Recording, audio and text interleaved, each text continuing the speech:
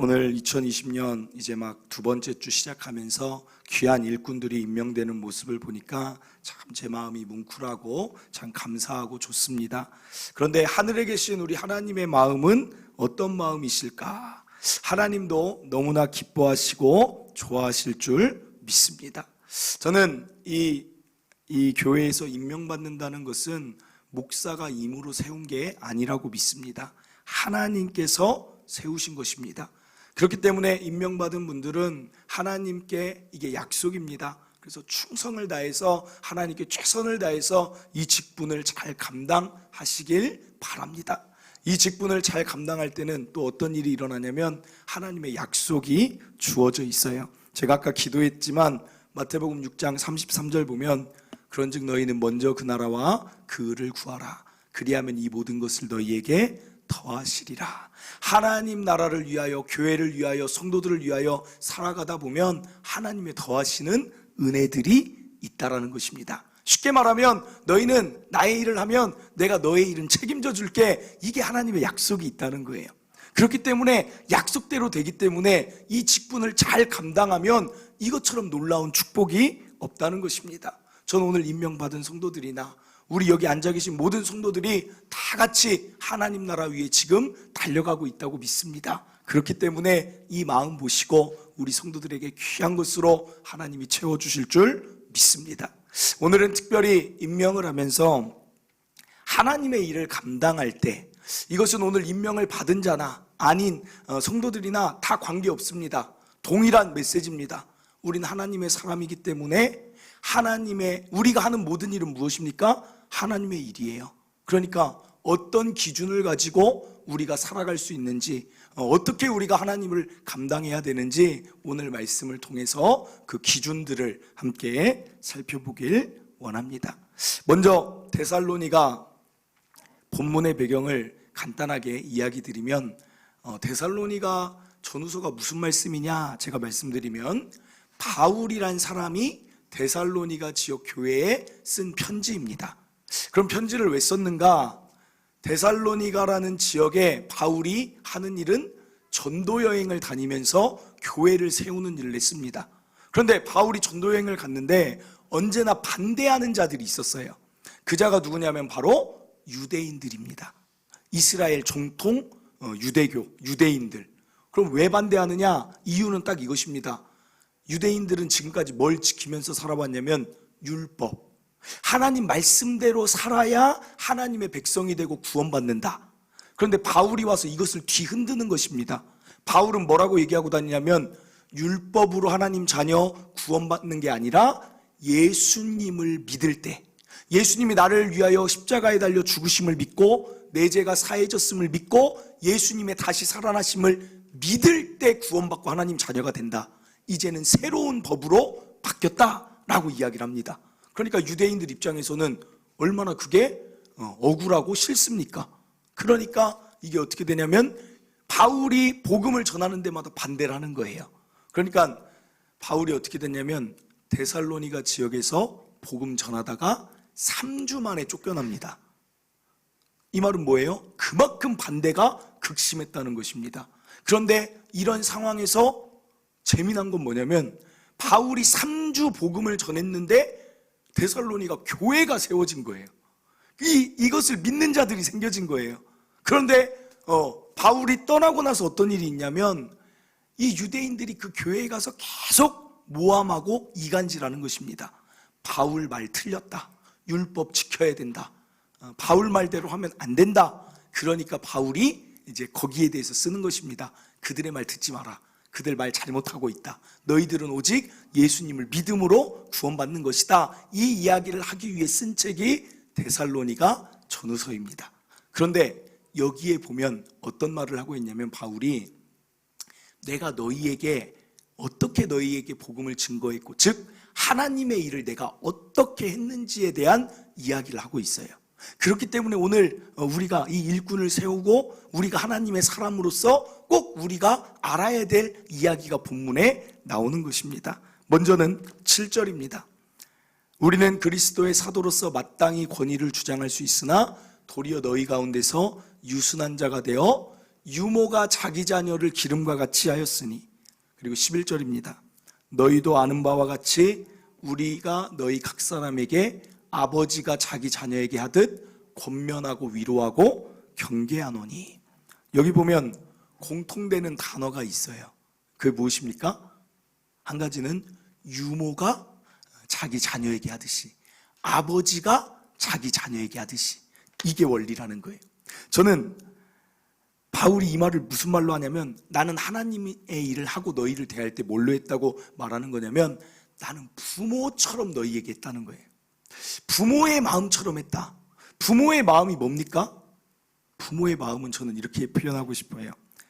이 세상 최고의 사랑으로 했다는 것입니다. 저는 우리 교회 여자 성도님들 가끔 보면 밥 먹을 때, 교회 왔을 때 아이들 막 여기 안고 먹어요. 얼마나 그 허리랑 아프겠어요. 그런데도 부모의 마음 사랑으로 아이를 막 안고 먹이는 거예요. 그게 부모의 사랑이라는 거예요. 그리고 제가 예전에는 이 부모의 사랑이 얼마나 큰지 깜짝 놀란 영상이 하나 있었는데, 그게 뭐냐면 어떤 해외 토픽 영상 하면서 놀라운 어머니 막 이렇게 나와요. 그래서 클릭을 해서 딱 봤더니 왜 그 아이가 자동차 밑에 깔려 있는지 모르겠어요. 그런데 한 4, 5살 되는 아이가 자동차 밑에 깔려 있는데 엄마가 어떻게 하다가 갑자기 그 차를 듭니다. 트럭인데 그걸 엄마가 들어줘요. 제가 그걸 보고 이게 사람이 가능한 일인가? 예전에 그런 적은 있어요. 예전에 어떤 목사님 차가, 제 부목사님 차가 티코였어요. 티코 기억나십니까? 그래서 우리가 심심하면 목사님 골려주려고 고등학생 때 그 티코를 이 주차장에서 저쪽으로 옮겨놓고 그랬어요. 고등학교 때 막 힘이 넘치잖아요. 그러니까 친구들 한 6, 7명만 되면 그 차를 옮길 수가 있어요. 그러니까 그 목사님이 얼마나 황당했겠어요. 내 차 여기다 세웠는데 차가 없어진 거예요. 근데 티코가 그게 들려요. 근데 그 티코도 6명, 7명이 막 고등학생 때 막 힘 좋은 친구들, 야 들자, 들었다가 좀 놨다가 이제 그것만 생각하는 거죠. 목사님이 이게 당황하시겠지? 그러면서 또 들고. 그런데 어떻게 여자 엄마가 그걸 들어요? 그게 사랑이라는 게 사랑. 사랑이 초인적인 힘을 발휘한다는 것입니다. 제가 이 이야기를 하는 이유는 무엇이냐면, 하나님 일을 감당할 때 필요한 게 무엇이냐? 첫째는 사랑이에요. 사랑. 교회 일의 특징이 하나 있습니다. 하나님 일의 특징이 하나 있어요. 그건 무엇이냐면 아무 보수가 없어요. 일은 일대로 하는데 보수가 없어요. 그리고 사람들이 뭐라고 말합니까? 세상에서 가장 힘든 일이 사람 상대하는 서비스업이다 그래요. 그런데 교회도 보면 사람을 상대해야 돼요. 안내팀도 사람을 상대해야 되죠. 셀리더든 전도회든 사람을 상대하는 거죠. 그런데 세상에서 일할 때 사람들이 참고 하는 이유가 뭐예요? 보수가 있잖아요. 자, 내가 한 달만 참으면, 내가 더럽고 힘들어도 한 달 참고 나면 통장에 돈이 들어와요. 그게 나의 동기가 되는 것입니다. 그러니까 여러분들 일하고 계시잖아요. 그런데 교회 일은 보수가 없어요. 물론 하나님 나라의 보수는 있지만 이 땅에서 보수가 없다는 거예요. 그러니까 때로는 힘듭니다. 그런데 그 동기부여가 없는 그 동기부여에 무엇이 있어야 되냐면, 그래서 사랑이 꼭 필요하다는 거예요. 오늘 바울도 사랑이 있었기 때문에 그들에게 유모와 같이, 내가 아버지와 같이 너희들에게 대했다라고 자신의 동기가 무엇인지를 말하고 있는 것입니다. 사랑이 동기가 안 되면 어떻게 되냐면 사역, 하나님 일 하는 사람도 힘들고 상대방도 힘들어요. 예를 들어서 사랑 없이 주차 봉사한다고 생각해 보세요. 추운 날 주차 봉사, 교인들, 성도들 교회 사랑하지 않으면 이거 하다가도 막 화가 날 거예요. 내가 추운 날 지금 뭐 하고 있는 거야 하면서. 그렇지 않겠습니까? 주방일도 마찬가지예요. 사랑 없으면, 교회 사랑하고 성도들 사랑하지 않으면 주방일 못해요. 집에서 엄마가 가족들 식사 챙겨주는 이유가 무엇입니까? 가족을 사랑하니까 내가 헌신이 돼도 사랑 때문에 할 수 있는 것처럼. 그런데 교회에서도 교회 사랑하지 않고 성도 사랑하지 않으면, 야, 내가 집에서도 안 하는 일 내가 여기서 뭐하러 하냐? 못하는 것입니다. 사랑이 있어야 된다는 거예요. 목회자도 똑같아요. 목사님들 보면 목사님들도 두 가지예요. 목회가 힘들다고 말하는 분들이 있어요. 만나면. 어떤 분들은 목회가 재밌고 즐겁다고 말하는 분이 있어요. 그런데 그걸 보면 교인 수가 많아서 행복하고 교인 수가 적어서 덜 행복하고 그 차이가 아니에요. 뭐가 차이일까요? 사랑이에요. 사랑. 목사가 성도를 사랑해요. 교회를 너무 사랑하고 아껴요. 그러면 예배가 너무 행복한 거예요. 그리고 교인들이 알아서 주일날 잘 살다가 예배 드린다고 와주면 얼마나, 사랑하는 사람 얼굴 보니까 얼마나 좋습니까? 그러니까 목회가 행복한 거예요. 그런데 목사가 사랑이 없어요. 성도들을 별로 사랑하지 않아요. 그런데 주일날 되면 매주 와. 그것처럼 힘든 게 어디 있어요? 나 사랑도 안 하는데. 그게 차이라는 거예요. 사랑이 차이라는 거예요. 그런데 이게 일반 우리의 일에도 적용되는 것입니다. 여러분의 일이 재미가 없고 행복하지 않는다면 여러분은 그 일을 사랑하지 않기 때문에 그래요. 돈의 보수만 보고 하니까 그런 거예요. 직장 사람들을 사랑하지 않으면 어떻게 됩니까? 직장 나가기가 싫은 거예요. 그런데 직장 사람들이 내가 그 사람들을 사랑해요. 가족도 마찬가지예요. 내 가족을 별로 사랑하지 않아. 그러면 어떻게 됩니까? 나는 가족 안에 거하는 게 괴로움이 될 거예요. 그런데 내가 내 가족을 많이 사랑해요. 그러면 나는 어디를 가든지 사랑 때문에 행복한 자가 되는 것입니다. 교사로 아이들 맡았으면 아이들을 사랑하는 교사가 되길 바랍니다. 내가 전도회를 맡았으면 전도회 회원들을 사랑하는 회장이 되길 바랍니다. 그러면 교회 일만큼 재미난 게 없다는 거예요. 사랑하는 성도 여러분, 꼭 사랑으로 하시길 바랍니다. 그런데 여기서 한 가지, 그러면 여러분들이 이런 질문할 수 있어요. 사랑이 어떻게 생기는가? 그렇죠? 여러분들은 사랑이 많은 자입니까? 스스로 생각할 때? 옆 사람 한번 보세요. 제가 옆 사람 보라고 잘 안 하는데, 사랑의 모습, 좀 사랑할 만합니까? 어때요, 여러분? 어이구, 감사하네요. 뭐가 그렇게 사랑할 만해요? 뭐가? 그냥 좋아요? 이러면 안 되는데. 좀 약간 사랑을 이래야 되는데. 감사한 일입니다. 사실은 처음 만났는데 얼마나 사랑스러운 그게 있겠어요. 우리는 그만큼 지금 많이 교제를 했기 때문에 사랑스러워 보이는 것 뿐이지, 성도들끼리 만나면 처음엔 서먹서먹해요. 사랑이 어디서 생기겠습니까? 이 사랑은, 정말 아름다운 사랑은 하나님의 사랑을 경험한 자가 사랑하는 거예요. 무슨 말이냐? 사랑에 대해서 깊이 묵상하고 하나님이 나를 얼마나 사랑하는지, 나같이 보잘것없는 자에게 예수님을 보내셔서 나를 하나님 자녀로 양자 삼아주시고 왕자의 신분을 주신, 공주의 신분을 주신 하나님의 사랑을 묵상하면 내 안에 사랑이 가득 채워져요. 하나님이 너무 좋은 거예요. 그러다 보면 그 사람이 어떻게 돼요? 하나님 사랑을 느끼는 자가 사랑이 가득 차니까, 나도 하나님 좋아하는 일 하고 싶은데, 그게 무엇입니까? 하나님 사랑, 이웃 사랑. 하나님, 내가 너무 사랑하는 그 하나님이 사람들을 사랑하며 살길 원하시는구나. 나도 그 사랑으로 그들에게 줘야겠다. 사랑이 예전에는 주고받는 관계였지만 하나님 사랑을 정말 경험한 자는 어떻게 되느냐? 이제는 사랑을 주는 사랑으로 바뀌게 돼요, 사람이. 그래서 사랑하는 것입니다. 바울이 데살로니가 교회에 며칠 있다고 했습니까? 3주 있었어요. 3주 만에 사람들 사랑할 수 있습니까? 그런데 하나님의 사랑을 바울이 경험하니까 그 사람들에게 내가 사랑을 줘야겠다.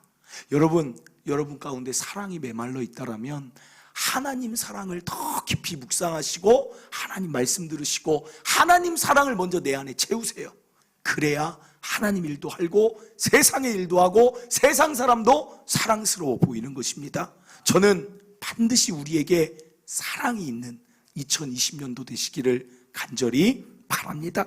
둘째 살펴볼 건 무엇이냐면 2장 3절 4절 보니까 이런 말이 있어요.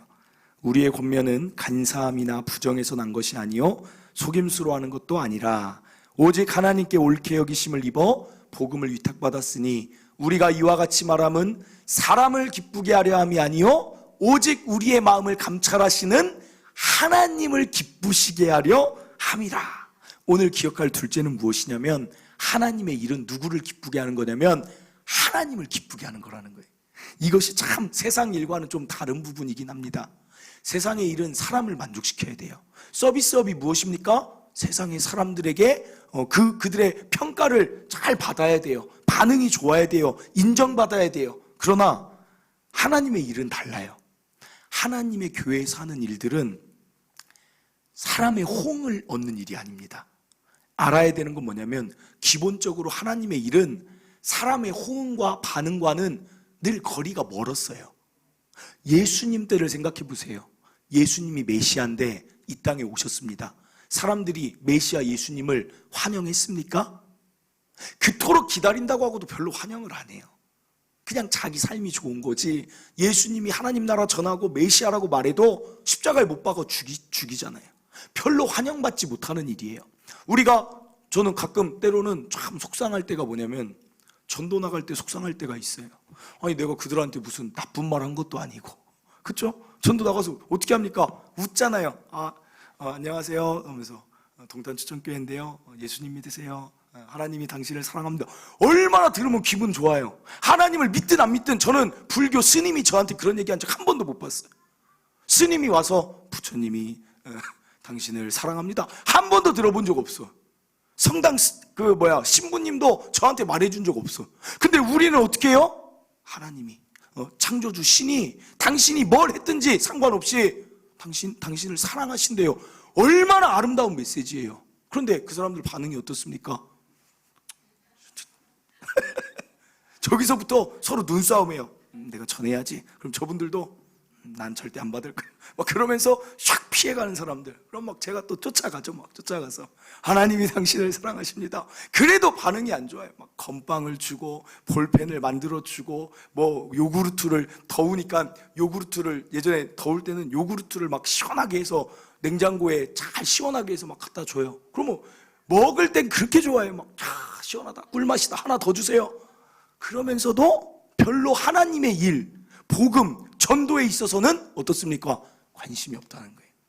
원래 하나님의 일은 그렇다라는 인식을 해야 돼요. 이것부터 시작해야 돼요.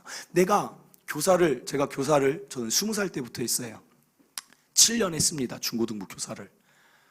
그 아이들에게 저는 어떻게 했냐면, 모르겠어요. 그냥 그 아이들이 너무 좋았어요. 제가 20살인데 제가 교사라는 그 아이들이 제가 20살 때 고3반을 맡았어요. 저랑 1살 차이, 2년째 맡았구나. 20살 때는 이제 다른 반 맡고, 21살 때 19살이니까 저랑 중고등부 같이 했던 애인데, 2살 밑에 동생들인데 그 동생들이 저한테 선생님 하고 따라다니는데 그게 묘한 쾌감이 있더라. 그래서 형이라고 부르면 제가 이놈 새끼가 하면서 선생님한테 막 하면서, 근데 그 아이들이 내 제자라고 막 생각을 하니까 너무 막 좋은 거예요. 사랑스럽고. 원래는 이제 다른 데서는 형동생 막 그냥 지금도 형동생이지만, 그래서 막 그 아이들 있으면 막 용돈 있어도 막 생일 케이크 사다 주고, 어떤 애들 이제 졸업식 하잖아요. 졸업식 하면 막 꽃다발 들고 내가 교사라고 막 가서 야 선생님 왔다 하면서 꽃다발 갖다 주고, 제가 부모 안 오는 친구 있으면 제가 짜장면 사주고 막 그랬어요. 야 졸업식은 짜장면이래. 사실은 막 제 용돈 뭐 대학교 때 제가 30만 원 받았어요. 사실은 거의 다 아이들한테 쓰는 거예요, 교사하면서. 그러다 이제 부족하면 이제 카드 좀 주세요. 제가 교사로서 하면서 그 막 자부심이 있었다는 거예요. 그런데 여러분, 말하고 싶은 핵심은 무엇이냐?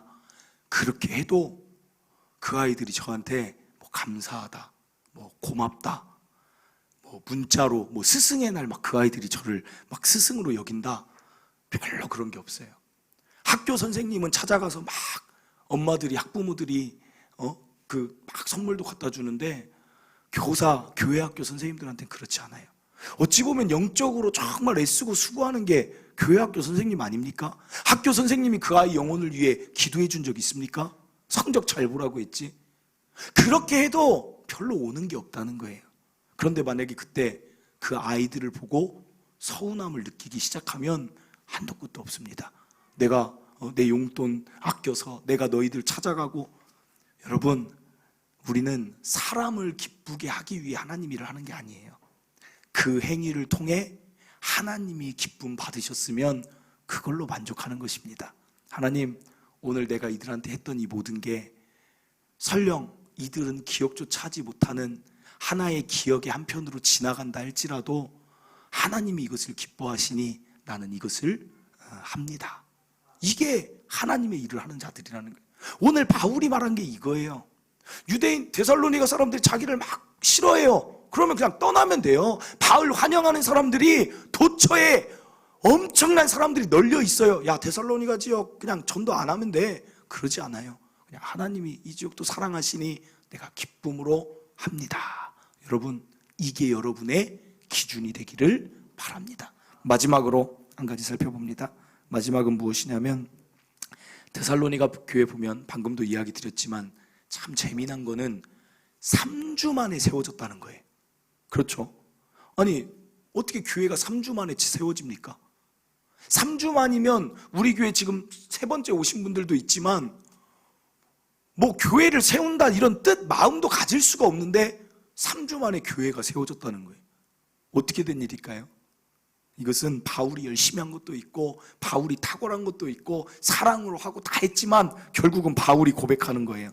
2장 2절, 너희가, 데살로니가전서 2장 2절입니다.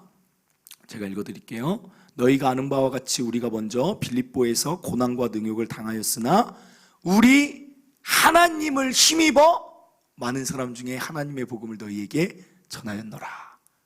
여기에 핵심이 무엇입니까? 셋째는 하나님을 힘입는 거예요. 하나님의 일은 결국은 내가 전도회 회장이라고 열심히 한다고 되는 게 아니라 하나님의 능력이 우리 전도회에 임하기를 바랄 때 그 일이 이루어지는 거예요. 교회도 마찬가지예요. 목사가 아무리 열심히 하고 사랑을 해야지만 결론적인 건 뭐예요? 하나님이 이 교회 위에 은혜와 힘을 주셔야 되는 거예요. 그러면 이것은 우리의 세상의 일도 원리는 똑같습니다. 내가 열심히 공부해야 돼요. 내가 정말 전력을 다해야 돼요. 전심을 다해야 됩니다. 그러나 결론은 하나님이 나에게 힘을 주셔야 나의 세상의 일도 가능하다는 것입니다. 3주 만에 어떻게 사람이 교회를 세웁니까? 하나님은 가능하신 거예요. 그러므로 여러분, 하나님의 일이든 세상의 일이든 저와 여러분은 하나님을 힘입는 2020년이 되시길 바랍니다. 그래서 하나님 힘있는 자들의 특징은 무엇이냐? 그러니까 기도하는 거예요. 제가 기도할 때 어떻게 보면 습관적인 일부러 그렇게 하기도 하고 또 어떨 때 보면 제가 정말 마음의 고백입니다. 꼭 손을 들고 기도하고 싶어요. 저는 새벽에는. 왜 그러냐면 그냥 하나님 앞에 나는 힘이 없습니다. 백기를 드는 거예요. 백기를. 하나님, 하나님이 힘주시지 않으면 나는 못합니다. 나는 아무것도 아닙니다. 그 표현으로 제가 손을 드는 거예요. 성도들을 위해 기도할 때도 성도들의 상황을 보면 뭐 목사가 할 수 있는 게 없어요. 성도의 가정을 보면 목사가 할 수 있는 일이 없습니다. 그러니까 그냥 모세가 손을 들고 기도했던 것처럼 하나님, 나는 못하지만 하나님이 그 성도들 가서 하나님이 각각의 상황 아시오니 하나님이 힘을 주시옵소서. 하나님이 해결하여 주시옵소서. 그 가정과 산업과 자녀와 모든 것 가운데 하나님 힘 주시옵소서. 그 기도하는 거예요. 그 기도.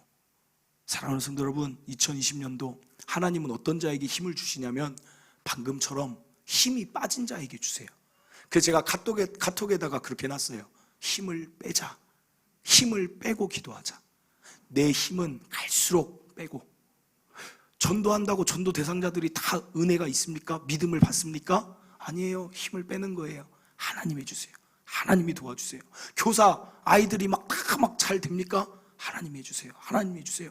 그래서 진짜 이 원리를 알고 하나님 사역에 지치지 않고 사역의 열매도 있고 세상의 일에도 열매가 있는 것입니다. 하나님으로 힘입는 저와 여러분 되시길 바랍니다. 말씀을 맺습니다.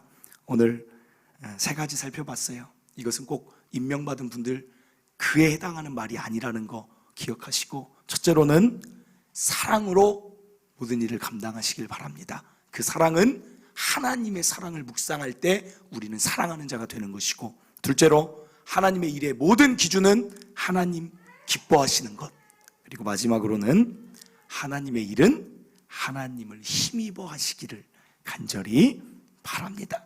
이 시간 우리 찬양하고 함께 이 말씀 붙들고 기도하고 제가 기도하고 마치도록 하겠습니다.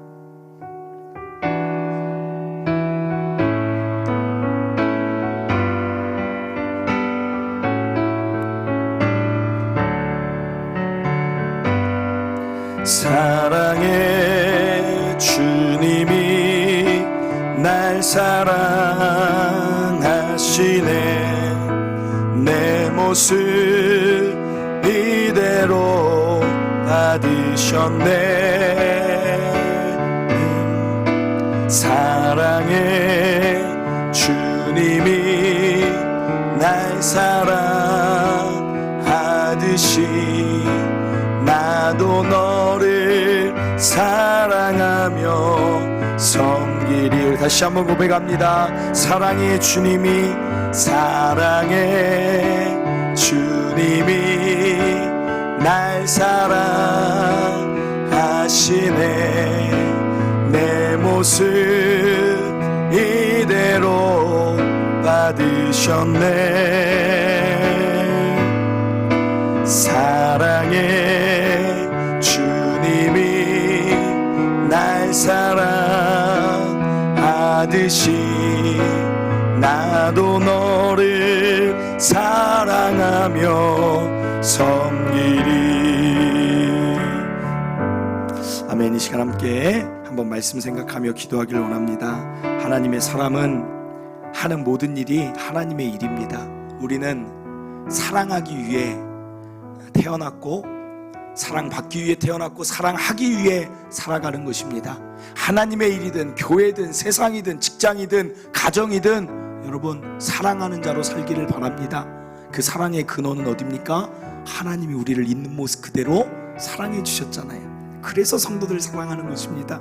이 마음으로 하나님 나에게 사랑을 부어달라고 한번 기도하시고, 또한 사람을 너무 의식하면 안 됩니다. 하나님 기뻐하시는 거면 나는 만족합니다가 여러분의 그 2020년도 하나님의 일 나아가는 길이 되길 바라고, 하나님을 힘있길 바랍니다. 그러면 쉽습니다.